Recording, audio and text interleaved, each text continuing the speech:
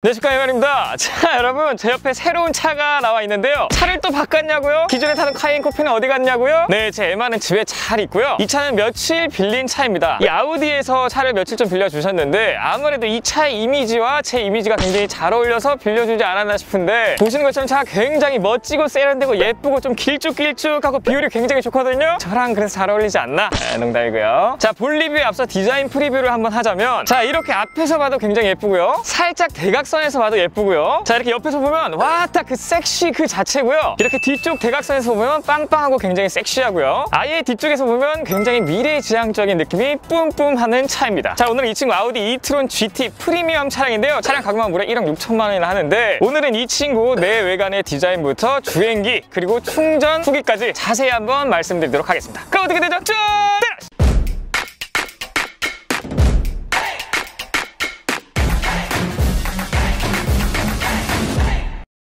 자, 여러분, 저는 항상 말씀드리지만 이 자동차건 뭐 스마트폰이건 가전제품이건 1순위로 보는 게 바로 디자인인데요. 맞습니다. 저 디자인 충이고요. 그런데 저뿐만 아니라 요즘 갈수록 더 많은 분들이 일단 디자인이 합격되어야지만 뭐 성능을 본다든지 아니면 스펙을 본다든지 아니면 기타 들어간 다른 기술들을 보는 것 같아요. 자, 그런 의미에서 이 친구는 디자인이 합격인지 아닌지 우선 외관 디자인부터 살펴보도록 하겠습니다.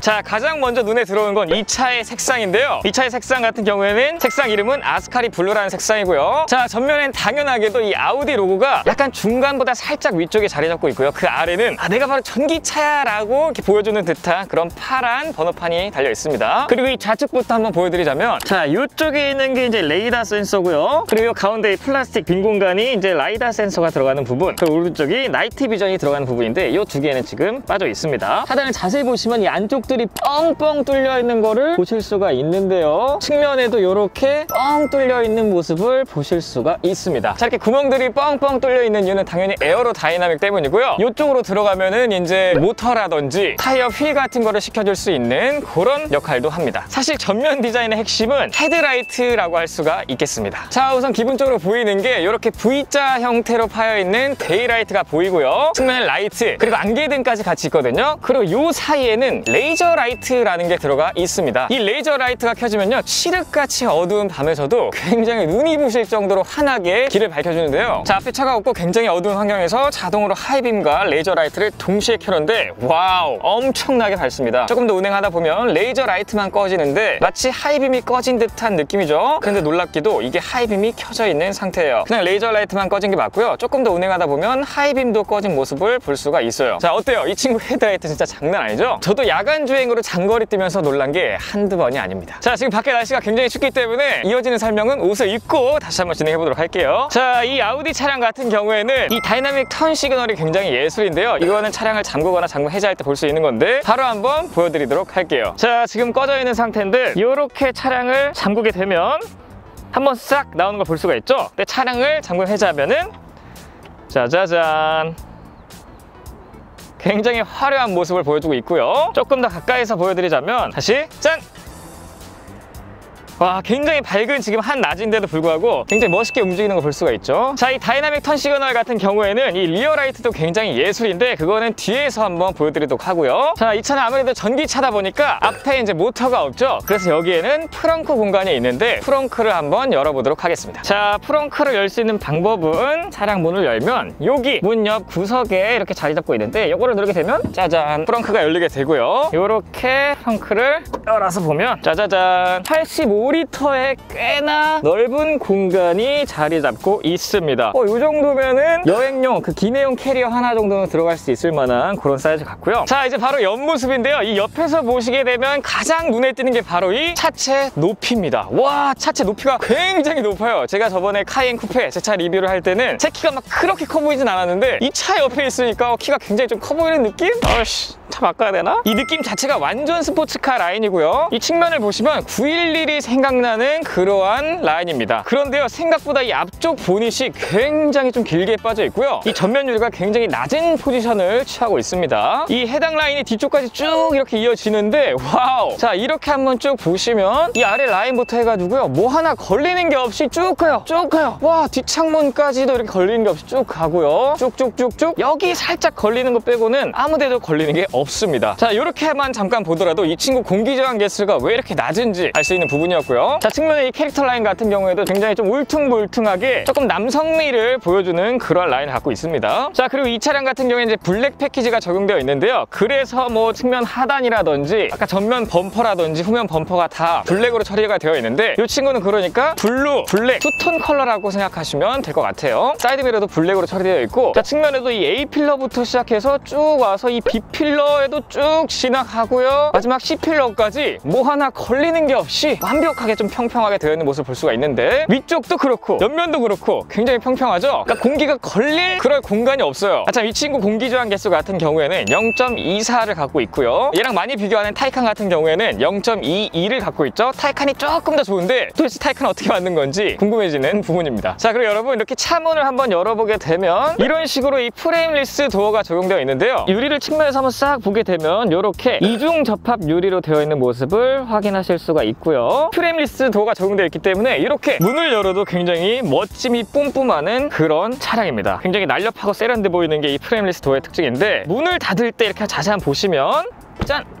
자, 유리가 싹 올라가는 모습 볼 수 있죠? 문을 열 때도 마찬가지로 유리가 살짝 내려가고 다시 닫으면 싹 올라가는 모습을 볼 수가 있습니다. 자, 이거 같은 경우에는 이제 샷드롭이라고 하는데요. 왜 이렇게 작동되는 건지 좀 궁금해하시는 분들을 위해 간단히 설명드리자면, 뭐 여러 가지 이유가 있지만 한마디로 유리 파손을 막기 위한 그런 장치라고 생각하시면 돼요. 프레임리스 도어 같은 경우에는 유리가 위쪽까지 다 올라와 있을 때 문을 닫게 되면 이 안쪽에 있는 공기 압력 때문에 좀 유리가 망가질 수도 있고, 아니면 이 안쪽 고무에 걸려가지고 유리가 또 망가질 수가 있기 때문에 그런 부분을 미연에 방지하고자 보통 프레임리스 도어는 이렇게 샷드롭으로 움직이게 되어 있습니다. 자, 그래서 아까 말씀드린 이 측면 구멍을 통해서 이렇게 휠에 열을 식혀주고요. 다시 한번 이 뒤쪽으로 에어로 다이나믹 연결되는데, 한번 보여드리자면 여기 이런 식으로 구멍이 뚫려 있어서 휠하우스를 지난 다음에 여기 뒤쪽에도 구멍이 뚫려 있거든요. 그래서 여기에 이쪽으로 빠져나가서 공기가 쫙 연결이 됩니다. 자, 그리고 이 휀다 안쪽에는 엄청나게 큰 휠이 보이는데 얘는 이제 21인치 휠이고요. 구디어 제품의 타이어를 사용하고 있고, 당연히 얘는 전기차랑 4륜 구동 방식이고요. 이쪽엔 이제 알루미늄, 이쪽에는 플라스틱이 적용되어 있는데 블랙과 그레이 조가 굉장히 좀 잘 어울리는 것 같고, 그 안쪽에 우리 눈을 사로잡는 오렌지 색상 캘리퍼가 눈에 띕니다. 이거는 이제 실제로 주행할 때 보면 더 예쁜데 그거는 뒤에서 한번 보여드리도록 하고요. 자, 이제 살짝 위쪽을 보면요, 여기 충전구가 보이는데요. 이렇게 눌러서 짜잔 확인해 볼 수가 있고, 이 왼쪽에는 완속 충전기를 연결할 수 있는 게 있고요. 오른쪽에는 완속과 급속 충전이 가능한 듀얼 콤보 충전구가 있습니다. 자, 이제 뒷모습을 한번 보여드리도록 할게요. 자, 우선 뒤에서 보게 되면요, 이 빵빵한 힙 라인이 먼저 눈에 들어오는데요. 이거 같은 경우에는 포르쉐에서 보통 많이 적용하는 그런 디자인인데, 이 친구도 뒤에서 봤을 때 옆으로 빵빵하게 튀어나와 있는 이러한 디자인을 갖고 있습니다. 이렇게 되면은 뭔가 차가 커 보이기도 하고요. 뭐랄까요, 좀 우락부락 근육질 같은 느낌? 그런 느낌이 살짝 드는 것 같아요. 자, 그리고 이쪽에는 이제 가변 스포일러가 적용되어 있는데요. 이거 같은 경우에는 시속이 높아지면 자동으로 열렸다가 닫혔다가 하는 그런 친구고, 이거는 수동으로 열 수도 있습니다. 멋만 있는 게 아니라 확실히 에어로 다이나믹에 도움이 되는 그런 친구예요. 자, 그리고 리어 라이트가 가로로 이렇게 쫙 연결되어 있는데, 이런 식으로 이제 각을 싹 줘가지고 조금 더 입체적으로 만든 게 특징입니다. 이쪽에 이런 식으로 각이 있는 모습을 볼 수가 있죠. 자, 뒤쪽에도 다이나믹 턴 시그널이 적용되어 있는데 이것도 한번 보도록 하겠습니다. 자, 우선 차량을 잠그게 되면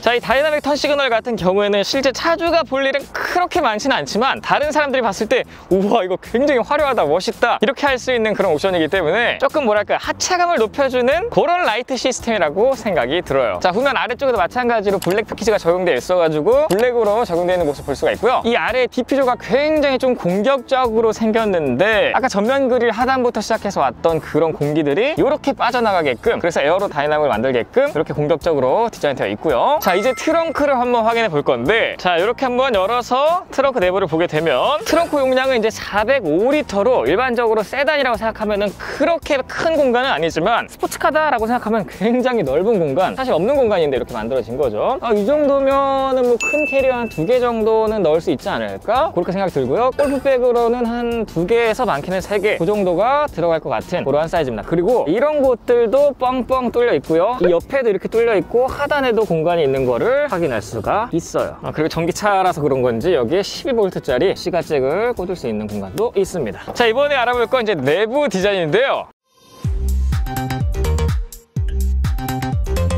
자, 이렇게 운전석 문을 열었을 때 좀 여유있게 들어갈 수 있는 모습이 아니라 스포츠카를 탈 때처럼 약간 몸을 구겨서 이렇게 들어가야 되는 게 특징이에요. 그러니까 이 차가 얼마나 좀 낮게 세팅되어 있는지 확인할 수 있는 부분이고요. 자, 이렇게 시트를 먼저 확인해 보면 스포츠 시트 프로가 적용되어 있는 모습이고요. 당연히 하단에 시트를 조정할 수 있는 이런 버튼들이 있어요. 그리고 재밌는 게 여기 보시면요, 가운데 버튼이 하나 있는데 이게 이제 마사지 시트 기능이거든요. 그거는 이따가 한번 확인해 보도록 하겠습니다. 그래서 이 시트의 촉감 같은 경우에는 꽤나 부드럽고요. 부드러운데 옆에 부분들은 굉장히 단단해서 몸을 잘 지탱해 줄 수 있을 것 같은 그런 느낌이에요. 그리고 헤드레스트와 이렇게 시트가 통합되어 있는 모습입니다. 자, 일단 착자감 같은 경우에는요, 꽤나 좀 푹신한 느낌이라서 장거리 운전에도 막 그렇게 허리가 아플 듯한 그런 느낌은 없을 것 같고요. 뭔가 기능이 있어 보이는 듯한 그런 공간인데 사실상 그냥 디자인 요소고요. 아무런 기능이 없어요. 자, 운전석에서 이렇게 1인칭으로 한번 보게 되면 우선 가장 먼저 눈에 띄는 게 이 D컷 스티어링 휠인데요. 이 촉감도 그렇고요. 이 두께감도 굉장히 좀 적당한 그런 느낌으로 세팅되어 있고요. 자, 이 좌측에는 문고리가 보이는데 이 끝에가 뚫려 있어요. 그래서 좀 굉장히 세련된 느낌을 풍기지 않나 그렇게 생각이 들고, 다양한 조작 버튼들이 이렇게 숨겨져 있습니다. 하단에는 트렁크 버튼이 있고요. 이쪽 공간은 그렇게 크지는 않지만 있다는 게 참 다행스러운 부분입니다. 그리고 개인적으로 조금 아쉬운 부분이 바로 이 부분인데 이게 이렇게 좀 뚫려 있거든요. 이게 약간 스포츠카 느낌이기 때문에 뚫려 있어서 이렇게 잡을 수 있으면 좋긴 하지만 개인적으로는 여기 막혀 있어서 스마트폰 같은 거를 이렇게 거치할 수 있으면 좀 좋지 않았을까 그런 생각이 드네요. 자, 그리고 이 전면의 디스플레이가요, 이 스티어링 휠 사이에 자리를 잘 잡고 있어가지고 시인성이 꽤나 좋고요. 이렇게 보시면 짜자잔, 여기에 헤드업 디스플레이도 잘 보이고 있는 모습 볼 수가 있죠. 자, 그리고 가운데 12.4인치의 버추얼 콕핏 디스플레이가 자리 잡고 있습니다. 자, 근데 이렇게 운전석 쪽에서 보게 되면 뭔가 크게 이질감을 느낄 수가 없는데 이거를 조수석에서 타보면 어떠냐면요, 자, 우선 타기 전에 딱 보시기만 하더라도 뭔가 굉장히 운전석 쪽으로 쏠려 있는 듯한 모습 볼 수 있죠. 그래서 실제로 앉게 되면 왼쪽만 더 튀어나와 있는 모습을 보실 수가 있고, 이 가운데 디스플레이 같은 경우에도 운전자 쪽으로 쏠려 있는 모습을 확 느낄 수가 있습니다. 자, 당연히 터치가 되고요. 무선, 유선 카플레이 다 되고요. 안드로이드 오토도 되고요. 그리고 이쪽을 카본으로 싹 꾸며놨는데 여기도 이제 카본이거든요. 이렇게 카본, 그 아래는 알칸타라 재질로 되어 있고, 이 카본이 이제 무광이라서 지문이 안 묻는다는 게 굉장히 큰 장점 같아요. 관리하기가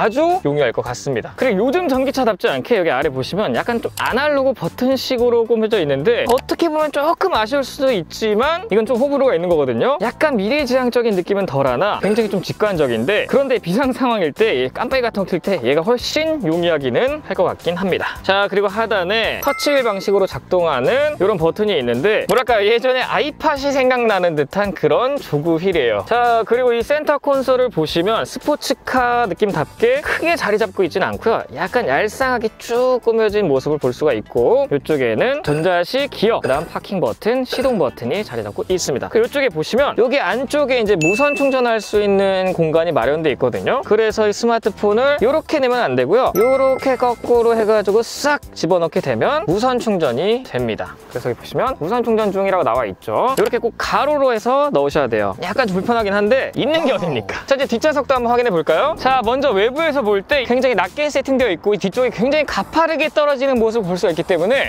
이건 뒷좌석은 진짜 일반 스포츠카처럼 거의 못 쓰겠구나, 아니면 애기들만 탈 수 있겠구나 이렇게 생각할 수도 있는데, 실제로 한번 타보게 되면 조금 들어갈 땐 앞좌석보다 더 불편하긴 합니다. 이렇게 몸을 구겨 넣어야지만 들어갈 수 있는 모습이고요. 자, 막상 이렇게 타보면 생각보다는 그렇게 불편하지가 않네. 무릎 공간도 뭐 주먹 하나 이상이 들어갈 정도로 남는 모습을 볼 수가 있고, 시트 같은 경우에도 좀 푹신한 푹신하고 움푹 좀 파여있는 그런 느낌이라서 몸을 착 감싸주기는 합니다. 그러나 이렇게 보시면 허벅지가 이렇게 싹 떠있는 모습을 볼 수가 있죠. 이게 조금 장거리 운전할 때 불편할 것 같고, 자, 머리 공간의 경우도 제대로 펴게 되면 이 왼쪽이 닿거든요. 그러니까 이 유리 부분까지는 안 닿는데 이 뒤쪽 윗부분이나 이런 데가 다 닿아요. 그냥 편안하게 딱 앉으면은 뒤에 기댔을 때 머리가 다 눌립니다. 제 키가 160 조금 넘는 178이거든요. 그런데 제가 좀 상체가 짧은 편인데도 이렇게 닿게 되면 아마 상체가 기신 분들은 한 170 정도만 되셔도 여기가 이제 좀 닿을 수 있을 것 같고요. 상체가 조금 짧으신 분들은 한 174 정도, 175 정도 되면은 여기가 닿을 것 같습니다. 저희 어머님 피셜로는 키 147, 아니 키 153인 본인 키 수준에 딱 맞는 굉장히 편한 그런 의자 세팅이라고 말씀해 주셨어요. 자, 그리고 이렇게 싹 위에를 보시면 파노라믹 글래스 루프가 적용되어 있는 모습을 볼 수가 있는데 제 차 카이엔 쿠페에도 적용되어 있는 그런 거거든요. 이게 이렇게 적용되어 있기 때문에 이 머리 공간도 조금 더 여유가 생기고요. 굉장히 개방감이 좋습니다. 그런데 틴팅이 짙게 되어 있긴 하지만 이거를 뭐 매직 글라스처럼 뭐 조금 더 짙게 하거나 뭐 그런 기능은 없고요. 커튼 같은 것도 따로 없긴 합니다. 하지만 제가 운전을 해보니까 운전석이나 뭐 조수석 쪽에서는 눈이 부시거나 그런 불편함은 거의 없더라고요. 근데 뒷좌석에는 이렇게 해가 쨍한 날이면은 조금 눈이 부실 수도 있지 않을까, 이런 생각이 듭니다. 자, 그리고 이렇게 발판 쪽을 한번 보시면 꽤나 깊숙이 들어가 있는 모습을 볼 수가 있는데요. 자, 이게 가능한 이유는 폭스바겐 전기차 플랫폼인 J1 플랫폼이 이 차량에도 적용되어 있기 때문에 가능한 거예요. 이 J1 플랫폼 같은 경우에는 뒷좌석 다리 공간에는 배터리를 빼버렸기 때문에 이렇게 깊숙이 들어갈 수 있는 거고요. 이 J1 플랫폼 같은 경우에는 카이엔 타이칸에도 똑같이 적용되어 있습니다. 자, 그리고 이 뒷좌석 같은 경우에는 여기에 이렇게 딱 내리게 되면은 컵홀더 2개가 있는 모습을 볼 수가 있고요. 그 외에 다른 건 없고요. 여기 위쪽에 손잡이가 있거든요. 이렇게 내리게 되면 짜잔 폴딩이 되는데, 이 차량 같은 경우에는 4:2:4 비율로 폴딩을 시킬 수가 있어요. 보통 여기는 이제 스키스루라고 해서 스키를 넣거나 보드를 넣거나 할 수 있는 그런 자리고요. 이것도 마찬가지로 전부 다 폴딩이 가능합니다. 그리고요, 이렇게 싹 보게 되면요, 뭔가 좀 아쉬운 부분이 있는데요. 바로 앰비언트 라이트가 별로 적용되어 있지 않다는 거예요. 지금 한낮이라 잘 안 보이긴 하지만 있어봤자 뭐 이런 발판 쪽이나 문 쪽 조금, 그래서 밤에 보면은 딱히 화려하지가 않습니다. 앰비언트 라이트가 별로 안 보여요. 뒷좌석도 마찬가지로 앰비언트 라이트가 별로 안 보인다는 게 이 차에서 조금 아쉬운 점이 아닌가, 그렇게 생각이 듭니다. 자, 이번에 알아볼 건 주행기인데요.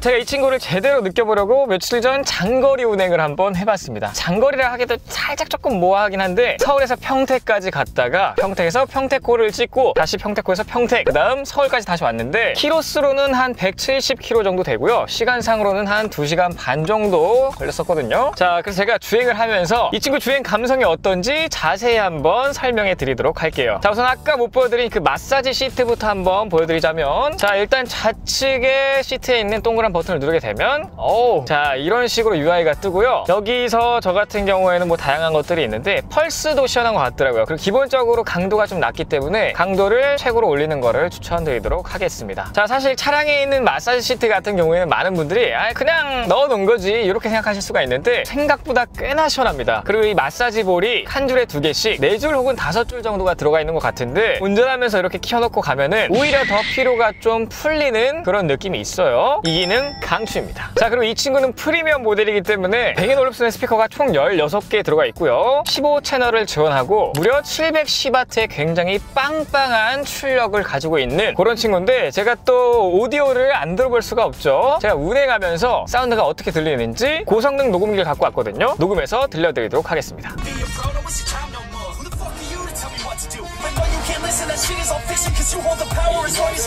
자, 이제 한번 주행 후기를 한번 말씀드릴 건데, 일단 주행할 때 가장 먼저 느껴지는 건 바로 이 스티어링 휠이거든요. 이 스티어링 휠 세팅이 굉장히 단단하고 무겁게 세팅이 되어 있습니다. 그래서 이 친구 핸들을 한번 한 손 조작을 해봤는데, 와, 굉장히 뻑뻑하고 힘들더라고요. 그래서 아마 고속 주행할 때 여성분들은 한 손 조작이 꽤나 버거울 수도 있을 것 같다, 이런 생각이 듭니다. 자, 현재 지금 올림픽대로를 이렇게 쭉 지나고 있는데, 이렇게 지나면서 한번 주행을 해보면 일단 승차감 모드로 세팅을 하고 달리게 되면요, 이 노면에 좀 거칠거칠한 그런 느낌이 바로 좀 평평하게 상쇄되는 듯한 그런 느낌을 받을 수가 있고요. 이 친구는 스포츠카 같은 컨셉인데도 불구하고 3 챔버 에어 서스펜션이 들어가 있어요. 그래서 이렇게 승차감 모드일 때는 굉장히 푹신푹신한 그런 안락한 느낌으로 운전을 할 수가 있게 됩니다. 자잘자잘한 노면에 있는 것들은 웬만하면 다 걸러준다고 생각하시면 좋을 것 같고, 있고요. 자, 이제 모니터 보시면 다이내믹 모드로 설정을 하게 되면 조금 더 단단하게 이제 차체가 세팅이 되는데, 이렇게 바꾼다고 해도 차가 단단해지는 느낌은 있어도요, 노면 있고 좀 거칠게 느껴진다든지 혹은 승차감이 좀 불편하다든지 그런 느낌은 받을 수가 없습니다. 자, 그리고 이 스티어링 휠 반응이 굉장히 민첩한데요, 그냥 제가 꺾는 즉시 따라오는 그런 스티어링 휠입니다. 그래서 차선을 바꿀 때도 조금 급격하게 한번 차선을 바꾸도록 해볼게요. 이렇게 와우, 바로바로 따라오는 모습 볼 수가 있고요. 다시 우측으로 차선 변경을 한 다음에 좌측으로 차선 변경할 때 이렇게 꺾어도요, 와우, 굉장히 빠르게 차선 변경이 되는 모습을 볼 수가 있습니다. 그러니까 이 스티어링 휠 반응이 굉장히 민첩하다는 거예요. 그래서 운전하는 재미가 너무 재밌습니다. 이것도 보시면 슬렁슬렁 한번 꺾고 있는데, 자, 살짝 꺾어보면 금방금방 따라서 움직이는 거를 보실 수가 있어요. 지금 감독님이 굉장히 힘들어 하시는데, 자, 이런 식으로 굉장히 영민하게 스티어링 휠이 조작되는 걸 보실 수가 있습니다. 자, 그리고 이 차의 공차 중량은 무려 2.35톤이나 하는데요, 정말 무거운 차입니다. 대부분의 무게가 이 하단의 배터리에 좀 쏠려 있는데, 무게 배분 또한 앞뒤 50대 50으로 굉장히 좀 잘 세팅이 되어 있고요. 전륜과 후륜 총 2개의 모터가 있는데, 이 친구는 양산 전기차 최초로 후륜에 2단 미션이 들어가 있는데, 그래서 이렇게 지금 운전하다가 약간 속도가 높아지게 되면 살짝 그 변속하는 그 느낌이 약간 덜컹하는 느낌이랄까요? 살짝 그 느낌이 느껴집니다. 자, 그리고 제가 이제 출력에 대해서도 이제 말씀을 안 드릴 수가 없는데, 한마디로 간담이 서늘해지는 그런 미친 성능을 갖고 있습니다. 진짜 피가 거꾸로 올라가는 듯한 그런 느낌이 드는 수준이에요. 뭐랄까요, 몸이 살짝 좀 차가워지는 느낌? 그러니까 좀 서늘하다는 표현이 가장 정확할 것 같은데, 감독님, 저번에 제가 이제 제로백 테스트 비슷하게 한번 풀악셀을 밟아봤잖아요. 그때 어떤 느낌이었는지 한번 말씀해 주시면 감사하겠습니다. 머리로 피가 쏠리는 느낌? 그쵸? 그걸 저희가 이제 몇 번 테스트 해봤는데, 와우, 사실 그 운전석에 앉는 것보다 조수석에 앉아있을 때 그 느낌이 더 강하게 들더라고요. 진짜 농담이 아니라 온몸이 막 차가워지는 듯한 그런 느낌을 받습니다. 출력이 정말 어마무시해요. 자, 보세요. 제가 세게 밟진 않을 건데 한번 밟았다 뗐다 잠깐 보여드리도록 할게요. 이 카메라의 느낌을 한번 보세요. 자, 빠른 속도가 아니라 그냥 잠깐 밟는 거거든요. 잠깐 풀악셀을 밟으면 몸이 뒤로 밀리는 느낌이 훅훅 듭니다. 여기서 다시 한번 보여드리자면 이렇게 잠깐 밟는 건데도 시석이 쭉쭉 올라가고요, 뒤로 밀리는 느낌, 그리고 영민하게 반응하는 이 느낌이 굉장히 재밌어요. 여러분들 한 번이라도 운전해 보시면 와, 이 맛을 느끼실 수 있을 것 같은데, 뭐라 설명할 수 없을 정도로 정말 재밌는 차다. 그냥 내가 밟으면 밟는 대로 얘가 그대로 움직여주기 때문에 정말 재밌게 운전할 수 있는 그런 자동차입니다. 이렇게 보면 진짜 스포츠카 같은 그런 느낌이 들어요. 그리고 전기차 같은 경우에는 고속으로 달렸을 때 힘이 좀 부족한 느낌이 없지 않아 있거든요. 출력이 좋은 내연기관차 같은 경우에는 고속에서도 굉장히 잘 밀어주는 느낌이 반면, 보통 전기차 같은 경우에는 고속으로 갈수록 힘이 딸리는 듯한 그런 느낌을 많이 받는데, 이 친구는 미션이 들어가서 그런지 모르겠지만 고속에서도 힘이 딸리는 듯한 그런 느낌을 별로 못 받는 게 특징이에요. 자, 그래서 이 차는 그냥 일반적으로 운전해도 굉장히 재밌지만 마치 서킷을 가면 정말 더 재밌지 않을까. 이 차로 막 드리프트도 하고요, 코너도 엄청 빨리 돌고요, 이렇게 하면 더 재밌을 만한 그런 굉장히 재밌는 차입니다. 어떤 남자의 로망을 다 충족시켜주는 그러한 출력을 갖고 있다라고 생각하시면 될 것 같습니다. 자, 그래서 이 친구의 스펙에 대해서 좀 간략히 말씀드리자면 476마력에 부스터 모드식 530마력까지 올라가고요, 토크는 64.3토크, 이것도 마찬가지로 부스터 모드를 하면 65.3토크까지 올라갑니다. 제로백은 무려 4.1초고요 1회 충전했을 때 362km까지 갈 수 있는 그런 주행거리를 인증받았어요. 배터리의 경우 LG가 공급하는 93.4kWh의 배터리가 탑재되어 있고요, 그러니까 타이칸 4S의 배터리 옵션을 추가한 그 정도의 용량이라고 생각하시면 되겠습니다. 그리고 이 친구는 전기차 특유의 이질감이 느껴지지 않는 게 굉장히 큰 장점인데요, 이 차는 일반적인 전기차처럼 모터 돌아가는 소리만 나는 게 아니라 주관적인 사운드를 더 입혔기 때문에 귀도 좀 만족시켜 주고요, 그리고 이 악셀에서 발을 싹 뗐을 때 회생제동으로 막 브레이킹이 되는 그런 느낌이 아니라 그냥 내연기관차처럼 쭉 밀려나가는 그런 느낌으로 세팅되어 있기 때문에 딱히 이질감이 없습니다. 그리고 이 악셀을 밟을 때도 막 0.1초의 딜레이도 없이 바로 반응하는 게 아니라 살짝 늦게 반응하는 그런 세팅 값이기 때문에 이것 또한 내연기관 차랑 비슷하다라고 말씀드릴 수 있어요. 그리고 이 브레이크 성능이 아주 좋은데요, 회생제동이랑 유압식 브레이크 이 두 가지가 들어가 있는데, 자, 일정 압력까지는 모터에서 회생제동으로 속도를 늦춰주는 그런 느낌이고요, 이 느낌도 전혀 이질감이 안 느껴집니다. 그러니까 일반 브레이크를 밟는 듯한 그런 느낌이 드는데, 급브레이크를 밟을 때 마지막으로는 유압식 브레이크가 딱 잡는 그런 느낌도 전혀 이질감이 없이 잘 작동해서 웬만한 내연기관 자동차 타시는 분들 이 차 타시면 이게 내연기관 차인지 아니면 아니면 전기차인지 구분하기 힘들지도 모릅니다. 자, 정리해보자면 이 전기차의 이질적인 느낌보다는 내연기관차의 포커스를 맞춰서 누구나 편하게 주행할 수 있다, 이렇게 말씀드릴 수 있겠네요. 자, 그리고 이 친구는 또 후륜 조항이 들어가 있는데 이렇게 좀 높은 속도에서는 앞바퀴와 같은 방향으로 뒷바퀴를 살짝 틀어가지고요, 차선 변경 같은 거 할 때 굉장히 좀 빠르고 차체도 좀 안정적으로 차선 변경을 할 수 있게끔 도와주고요. 낮은 속도에서는 앞바퀴와 반대 방향으로 뒷바퀴를 살짝 틀기 때문에 좁은 공간에서도 유턴하기가 굉장히 좋고요. 주차 같은 거 할 때도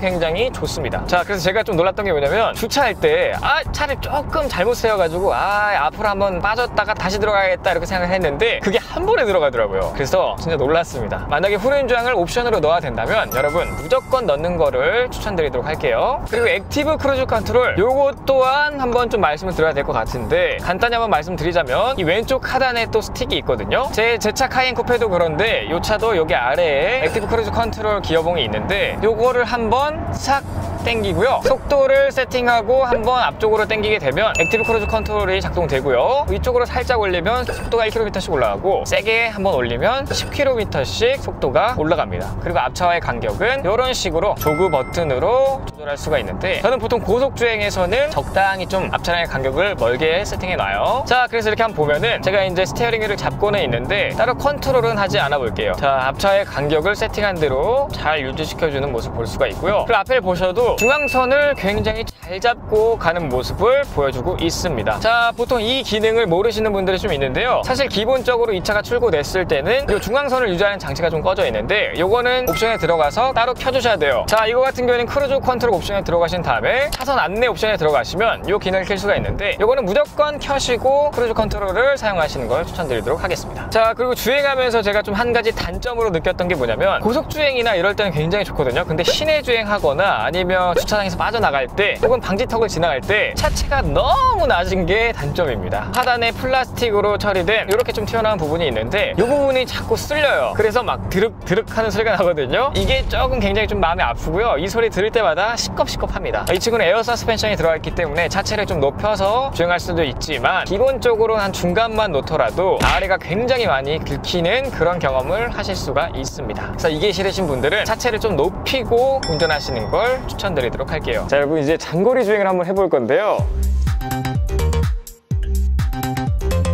짜잔, 여기 뒤에는 이트론 GT 차량이 있고요. 그리고 여기 옆에는 짠, 제가 타고 다니는 카이엔 쿠페가 있는데 여기서 지금 짐을 꺼냈거든요. 캐리어도 있고 뭐 박스 큰 짐도 있고 가방도 있는데 과연 이 짐들이 트렁크에 들어가는지 한번 확인해 보도록 하겠습니다. 짠, 열고요. 꽤나 큰 박스, 제 몸통만 하거든요. 이런 거야 뭐 아주 가뿐하게 들어가고요. 인치가 지금 24인치인가요? 뭐 그 정도 되는 큰 캐리어인데 넣어보도록 하겠습니다. 역시 세로는 안 되고 가로로 이렇게 딱 넣으면은 충분히 들어가고도 안쪽에 자리가 남는 거 볼 수 있죠. 이것도 한번 넣어보도록 할게요. 자, 우선 이렇게 차량에 탔는데요. 현재 주행 가는 거리가 354km로 나와 있죠. 근데 저 같은 경우에는 이 효율 모드로 절대 운전하지 않습니다. 재미있는 운전을 항상 좋아하기 때문에 다이내믹으로 달려요. 항상 344km를 갈 수 있다고 나오긴 하는데 실제로 그렇게 갈 수 있는지 한번 가보도록 할게요. 카플레이가 연동이 되었고 보시면 키로수는 72km 나오네요. 그러니까 도착했을 때 한 270km 정도 나오면 되거든요. 자, 그럼 바로 한번 출발해 보도록 하겠습니다. 얼마나 걸릴지. 지금 보면은 3km는커녕 한 1km 조금 넘게 왔는데 344km에서 341km로 줄었거든요. 느낌이 쎄한데 한번 더 지켜보도록 하겠습니다. 자, 여러분 지금 시간은 오후 11시 44분 평택에 도착을 했는데요. 제 얼굴이 좀 안 보이더라도 양해 부탁드리고요. 제가 출발하기 전에는 평택까지 한 74km 정도 나왔었고 주행 가는 거리가 한 340km 정도 나왔단 말이죠. 그래서 제가 평택에 도착하면은 한 270km 정도가 나와 있어야 정상이었는데 지금 보면은 남은 거리는 219km라고 나와 있습니다. 사실상 그 출발하기 전에 다이나믹 모드로 했을 때 340km 정도 나왔던 거는 지하 2층 주차장이었고 그닥 춥지 않은 곳이었기 때문에 얘가 밖에가 별로 안 춥구나, 그럼 뭐 히터도 별로 쓸 일도 없을 거고 배터리가 빨리 달릴 일 없겠다라고 생각해서 계산한 그런 키로수 같고요. 실제로 지금 밖에 온도 같은 경우에 영하 6도이기 때문에 주행거리가 쭉쭉 빠진 것 같습니다. 어쨌든 한 90% 정도 충전된 상태에서 지금 도착을 했는데 남은 배터리 용량은 배터리는 글쎄 한 60% 조금 더 남았을까요? 대략적으로 계산해 봤을 때 한 30% 정도 배터리를 소모한 것 같습니다. 그러니까 한 70km 정도 오는데 30% 정도의 배터리를 소모했다. 일단 도착했을 때 남은 배터리는 219km다. 이렇게 생각하시면 되겠습니다. 자, 아까 제가 있던 위치에서 한 10km 정도 더 왔거든요. 그런데 지금 주행 가능한 거리가 203km로 줄었습니다. 자, 현재 온도 같은 경우에는 영하 6도죠. 제가 이제 평택호에서 저희 집까지 또 이동을 할 건데 하여튼 80km 이상은 나올 것 같아요. 한 80km 정도 더 이동했을 때 몇 킬로가 남게 될지 좀 이따가 다시 한번 보도록 하겠습니다. 자, 여러분 현재 시간 새벽 1시 12분 평택호에 있다가 다시 아까 그 자리로 왔는데요. 히터도 많이 틀고 있었고 안마의자 기능도 틀고 있었는데 어쨌든 10km를 더 왔는데 남은 거리가 이제 183km가 남았단 말이에요. 집까지 한 76km 정도가 이제 나와 있고요. 그럼 집에 도착하면은 한 107km 정도가 남아 있어야 되거든요. 몇 킬로가 남는지 바로 한번 체크해 보도록 하겠습니다. 렛츠기! 자, 여러분 이제 집에 도착을 했는데요. 굉장히 좀 긴 시간이었습니다. 그런데 거칠게 이렇게 장거리를 한번 타보니까 이 차에 대해서 좀 확실히 알 수 있겠더라고요. 자, 그리고 제가 집에 돌아온 순간 남은 키로수를 보게 되면 83km로 나와 있고요. 퍼센테이지로 따지면 대략 25% 정도 배터리가 남아있는 모습을 보실 수가 있습니다. 제가 출발할 때 한 90% 정도의 배터리가 있었기 때문에 총 주행거리 77, 150에 160, 170 총 주행거리가 한 170km 정도 됐었고요. 그리고 공차로 돌린 시간이 한 30분 정도 되는 것 같은데 170km에 공차로 돌린 시간 한 30분 정도 이렇게 했을 때 저처럼 그냥 터프하게 막 운전하는 사람은 겨울철에 한 230km 정도 타면은 방전이 될 수 있다. 이렇게 생각하시면 될 것 같아요. 저 같은 경우에는 오늘 하루 종일 보시는 것처럼 다이내믹 모드로만 달렸고요. 굉장히 좀 거칠게 운전을 했습니다. 이 부분은 좀 가만히 주셔야 될 것 같고요. 다른 분들 리뷰 보니까 전비운전, 정속주행 이런 걸 많이 하셨더라고요. 그렇게 주행했을 때 한겨울에도 한 300km 초중반까지는 무난히 달리는 것 같더라고요. 지금 시간이 새벽 2시 15분이기 때문에 저는 빨리 가서 자고 내일 다시 한번 촬영을 해보도록 할게요. 어쩔 TV 이렇게 하는 게 아닌가? 자, 여러분 제가 지금 급속 충전기가 설치되어 있는 곳에 왔는데요. 제가 한 80% 정도? 그 정도까지 충전하는데 얼마나 걸리는지 한번 확인을 해보도록 하겠습니다. 우측에 이제 DC 콤보 급속 충전할 수 있는 곳이 있거든요. 이걸 눌러서 이렇게 열면 아래쪽 커버를 내리고 여기에 이제 충전을 하면 되는 거예요. 스타트, 맥스, 결제 이렇게 충전을 시작해라. 자, 이렇게 꺼낸 다음에 여기에다가 이렇게 불이 들어왔어요. 충전이 되고 있는 것 같고 자, 이렇게 나오고 있어요. 자, 충전 속도가 65kW 정도밖에 안 나오긴 하는데 처음 치고 잘 나오는 것 같기도 하고요. 조금 있다가 이게 올라가는지 안 올라가는지 한번 확인해 보도록 하죠. 저 아무것도 안 했는데 갑자기 충전 중 오류가 발생했다고 그래가지고 왜죠? 확인.